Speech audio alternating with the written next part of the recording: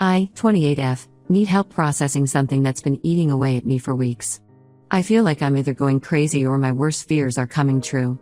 For context, I live with my boyfriend Peter, 30M, who I've been dating for 3 years.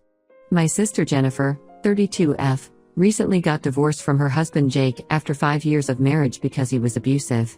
She's 6 months pregnant and moved back in with our parents who live just 10 minutes from my place. Let me give you some background about Jennifer and me. We grew up really close despite being 4 years apart. She was always the life of every party, beautiful, outgoing, and popular. I was more reserved, focused on my studies and career. But we never let these differences affect our relationship. We told each other everything and supported each other through tough times.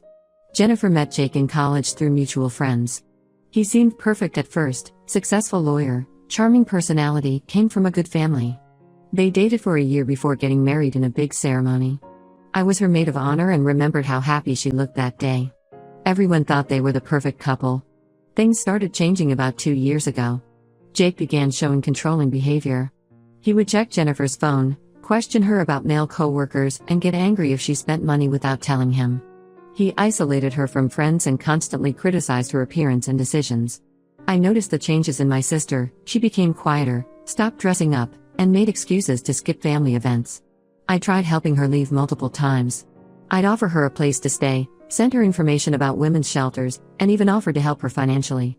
But she always defended Jake, saying he was just stressed from work or that she needed to be a better wife. Classic abuse victim behavior, but I felt helpless watching her suffer. When Jennifer got pregnant 6 months ago, Jake's behavior escalated. He accused her of cheating and claimed the baby wasn't his. He would disappear for days, ignore her calls, and leave her alone during severe morning sickness.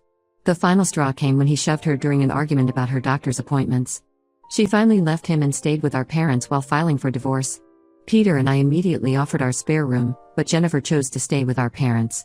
They have a bigger house and Mom could help with her pregnancy needs. She started visiting our house frequently, especially when I was at work. Peter works from home as a software developer, so he was always there when she came over. At first, I was happy they were getting along. Peter would make her tea, listen to her problems, and even helped her organize paperwork for her divorce. Jennifer seemed happier and more like her old self. She'd bring lunch for Peter sometimes or help him with household chores while I was working. But over the past few weeks, things have felt different. Peter's become secretive with his phone. He never leaves it unattended and changes his position if I walk behind him while he's texting. He started working late in his home office with the door closed, something he never did before. Jennifer's behavior has changed too. She dresses up more when visiting, wearing makeup and nice clothes despite claiming she feels sick from the pregnancy. She gets nervous if I come home early from work and finds excuses to leave quickly. Sometimes I catch her staring at Peter when she thinks no one's watching. I tried talking to our parents about my concerns. Mom dismissed them completely, saying I should be grateful that Peter is so supportive of my sister during her difficult time. She reminded me that Jennifer is vulnerable and needs all the support she can get. Dad thinks I'm being insecure and told me to stop creating problems where none exist. My best friend Sarah thinks I'm overreacting too. She said it's natural for Jennifer to seek male companionship after leaving an abusive marriage and Peter's just being kind. She suggested I might be projecting my own insecurities onto innocent interactions. Only my cousin Amy sees what I see. She visited last weekend and noticed how Peter and Jennifer sat unusually close on the couch. She said they seemed to have inside jokes and would look at each other when someone said something funny, instead of joining in the general laughter. But when she mentioned this to our other cousins, they accused her of stirring up drama. I feel stuck and confused. Peter has always been an amazing boyfriend. When I lost my job last year, he supported me emotionally and financially without complaint. He's talked about marriage, helped me plan my career, and even learned to cook my favorite meals. Could he really be betraying me with my own sister? Jennifer and I share so many childhood memories. She was there for me during my first breakup, helped me move cities for my job, and always defended me against bullies. How could she do this to me if my suspicions are true? But I can't ignore the signs. Peter doesn't kiss me goodbye anymore unless I initiate it. Jennifer makes excuses to avoid being alone with me. They both get oddly quiet if I mention future plans or bring up their increasing closeness. Should I confront them? Install cameras? Check Peter's phone? Hire a private investigator? Or am I really just being paranoid and risking 2 important relationships with my unfounded suspicions? Please help me figure out what to do. Edit. Thank you for all the replies. To those asking, yes, Jake is definitely the baby's father, as Jennifer got pregnant before things got really bad between them. Also, Peter and Jennifer never met before she started visiting our house after leaving Jake. Update 1: You all were right. I discovered the truth about their affair, and it's even worse than I imagined. 2 nights ago, Peter fell asleep on the couch while working late. His phone was unlocked next to him, showing his chat with Jennifer. I know I shouldn't have looked, but my gut feeling had been eating at me for months. What I found shattered my world completely. They'd been having an affair since Jennifer first started visiting our house. Peter wasn't just helping her with divorce paperwork, they were sleeping together the whole time. I spent hours reading through months of their messages, each one feeling like a knife in my heart. The messages started innocently with Jennifer thanking Peter for listening to her problems. Then they turned flirty, with Peter complimenting her pregnancy glow and Jennifer saying how nice it was to feel appreciated by a man again. Soon they were sending heart emojis and calling each other babe and honey. But what really broke me were their plans for the future. They had everything figured out. Jennifer would finalize her divorce and get child support from Jake. She'd stay with our parents until the baby was born, using her pregnancy and divorce as excuses to visit our house frequently. After the baby arrives, Peter planned to break up with me. They even discussed his excuses. He'd say he wasn't ready for marriage, or that we'd grown apart. Then after a few months, they'd start dating publicly. They thought enough time would pass that no one would connect their relationship to their earlier friendship. They talked about house hunting in nearby towns where they wouldn't run into me. Peter promised to help raise Jennifer's baby as his own. They joked about how well they'd fooled everyone, especially me. Jennifer even wrote, "I feel bad for my sister, but I've never been happier." The affair wasn't just emotional, they'd been meeting at hotels when I was at work. Peter's late nights working were actually dates with Jennifer. They used my business trips to spend entire nights together in our bed. There were detailed messages about their encounters that made me physically sick. I found proof of hotel bookings, secret date plans, and even photos they'd sent each other. Peter had missed my cousin's wedding claiming he was sick, but actually took Jennifer to a weekend getaway. All those times Jennifer came over to talk about her marriage problems? They were sleeping together as soon as I left for work. The worst part was reading their love declarations.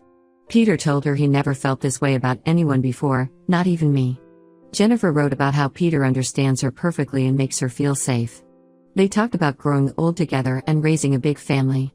I couldn't sleep that night. I kept rereading their messages until the sun came up, trying to understand how they could betray me like this. I took screenshots of everything and saved them to my phone, knowing I'd need proof when I eventually confronted them. The next morning was surreal. I acted normal and went to work like nothing had happened. Peter kissed me goodbye, still playing the role of perfect boyfriend. An hour later, he was texting Jennifer about missing her. She even had the audacity to ask if she could come over later to hang out since she was feeling lonely. I called Amy and told her everything. She offered to let me move in with her immediately, but I said I needed time to plan my next move. We agreed that exposing them at Jennifer's upcoming baby shower would give them the public humiliation they deserved. I've started secretly moving my important documents and irreplaceable items to Amy's house. I'm looking for a new apartment and updated my resume in case I need to find a job in another city. I can't stand being in the same house as Peter anymore, knowing he's probably texting Jennifer as soon as I leave the room. Our parents still think I'm lucky to have such a supportive boyfriend. Mom keeps saying how Peter's kindness shows he'll be a great father someday. If only she knew he's planning to be a father to her grandchild, just not with me. I feel like such a fool for not trusting my instincts sooner. Everyone told me I was being paranoid, but deep down I knew something was wrong. I gave them both the benefit of the doubt and they took advantage of my trust in the worst possible way. I haven't confronted them yet. I want them to face the consequences of their actions in front of everyone who matters to us. The baby shower is next weekend, and I'm going to make sure it's an event no one ever forgets. Update 2: The baby shower was yesterday and everything exploded exactly as I planned. I arrived early to help set up at my parents' house. Jennifer was glowing in her new blue maternity dress while Peter played the perfect future uncle, hanging decorations and arranging furniture. Everyone kept praising him for being so supportive during Jennifer's difficult time. I watched them steal glances at each other all morning. Peter's hand lingered too long when he helped Jennifer with chairs. She kept finding excuses to be near him. They thought they were being subtle, but now that I knew the truth, their behavior was obvious. I waited until all 40 guests had arrived, family, friends, co-workers, even some of Jake's relatives who still supported Jennifer. Mom had prepared an elaborate spread and decorated everything in soft yellow and green. Jennifer was opening gifts, surrounded by everyone cooing over tiny baby clothes and toys. I stood up and asked for everyone's attention, saying I had prepared a special surprise for the mom-to-be. Peter smiled proudly, probably thinking I'd finally gotten over my paranoia. I connected my phone to the large TV in our living room, pretending I had a slideshow of Jennifer's pregnancy journey. Instead, their private messages filled the screen. The room went completely silent as people read the explicit conversations between my sister and boyfriend. I watched their faces change from confusion to shock to disgust. Jennifer dropped the gift she was holding and started crying. Peter lunged for the TV, but I blocked his path. I read their messages out loud, their plans to get child support from Jake while living off our parents' generosity, their secret hotel meetings, how they planned to blindside me after the baby was born. I showed everyone the hotel receipts, time-stamped photos, and their conversations about sleeping together in my bed. Mom fainted when she read messages about them planning their future together. Dad had to help her to a chair while still staring at the screen in disbelief. Some of Jennifer's friends tried to leave, but I asked them to stay and listen to everything. Peter tried claiming the messages were fake, but I had dates and locations that matched his late work nights. He couldn't explain why hotel receipts showed him booking rooms when he was supposedly working. Jennifer broke down completely and admitted everything between sobs. The worst part was her attempt to justify their betrayal. She actually said I was never home and Peter was lonely. She claimed they didn't mean to fall in love but couldn't help their feelings. Peter joined in, saying they never wanted to hurt me but their connection was special. Our parents were destroyed. Dad couldn't even look at Jennifer, his favorite daughter. Mom kept crying and asking where she went wrong raising us. Our aunts and uncles started leaving, saying they couldn't support someone who would betray her own sister this way. I announced that I was moving out and never wanted to see either of them again. Several cousins offered me a place to stay. Peter begged me to listen to his side of the story, but I told him to get out of my parents' house. He tried taking some of his belongings, but I said I'd mail them to his office address. Jennifer kept sobbing about how I ruined her baby shower, but I reminded her that she ruined our relationship the day she decided to sleep with my boyfriend. Some of her friends actually defended her, saying she was pregnant and vulnerable, but most people were firmly on my side. Now I'm staying with Amy while looking for my own place. Our parents are devastated. Mom keeps calling and crying about her daughters never being close again. Dad told Jennifer to find her own apartment because he can't bear to look at her right now. Peter's been calling from different numbers, but I blocked them all. His friends messaged saying I went too far by exposing them publicly. They said I should have handled it privately to avoid humiliating Jennifer during her pregnancy. I don't care, they deserve to be exposed for who they really are. The aftermath has been intense. Most of our extended family cut contact with Jennifer. Peter's reputation at work is ruined since some of his colleagues were at the shower. Jennifer's friends are divided, with some supporting her and others disgusted by her actions. I don't regret what I did. They planned to humiliate me after the baby was born. Instead, I took control and exposed their true characters to everyone who matters. Now they can have each other, along with the consequences of their actions. Update 3: Life has completely changed since the baby shower incident. I moved into my own apartment in a different neighborhood and got a better paying job at a tech company. The distance from all the drama helped me focus on rebuilding my life. Jennifer had her baby last month, a boy she named after our grandfather Robert. She moved into a small apartment near our parents and has been trying to play happy family with Peter. They're officially dating now, posting constant pictures on social media about their perfect little family. Peter acts like a proud dad in all their photos, completely ignoring how their relationship started. But karma hit them hard. Jake found out about Jennifer's affair through mutual friends who attended the baby shower. He immediately filed for full custody, using her affair with Peter as proof of her unstable character and poor decision-making. He's refusing to pay any child support until a paternity test confirms he's the father. Jennifer is struggling financially since Peter isn't as supportive as he promised. His big talk about providing for her and the baby disappeared when reality hit. She had to take a part-time job while still recovering from childbirth because Peter's help barely covers her rent. Our parents are trying to maintain separate relationships with both of us. Mom hosts Sunday dinners with Jennifer one week and me the next. Dad still barely speaks to her but sees the baby sometimes. Most of our extended family sided with me and cut contact with Jennifer completely. Peter lost his remote job because he missed too many deadlines during their affair. His company discovered he was billing hours when he was actually meeting Jennifer at hotels. He's now working at a local tech startup making significantly less money. Amy saw them fighting at a grocery store about expenses and Peter's broken promises.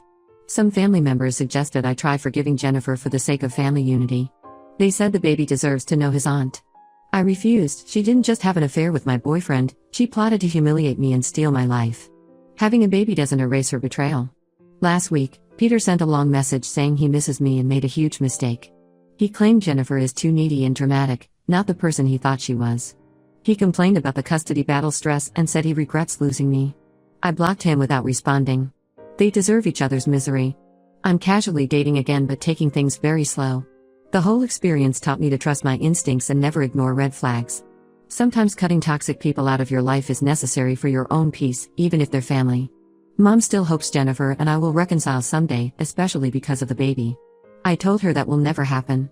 Jennifer didn't just betray me, she spent months planning and lying while pretending to be a victim who needed support. That kind of calculated betrayal can't be forgiven. I don't attend any family events where Jennifer might be present. It hurts our parents, but they understand. They're trying their best to maintain relationships with both daughters without taking sides, but it's obviously awkward for everyone. That's my final update on this situation. Thanks everyone for your support through this mess. I'm in a much better place now without their drama in my life. Sometimes losing people you thought you could trust leads you to a better path. I've learned that blood doesn't always mean loyalty, and it's okay to choose your own peace over family ties.